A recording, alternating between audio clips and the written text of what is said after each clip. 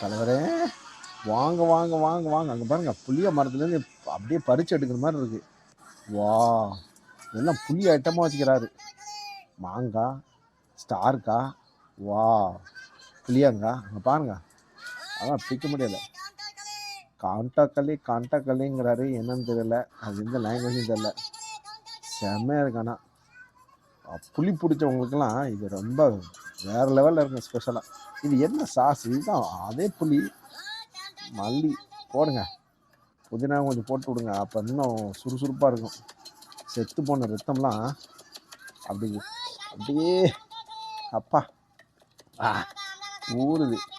செம்மையாக இருக்கும். அங்கே பாரு, ஒரு பிளேட்டு நிறையா. இது எப்படி பிளேட்டுன்னா? ஒரு புளியங்க அதிகதே கஷ்டம், பிளேட்டு நிறையாவா? சாப்பிடுங்க சாப்பிடுங்க, அப்பா போடுங்க.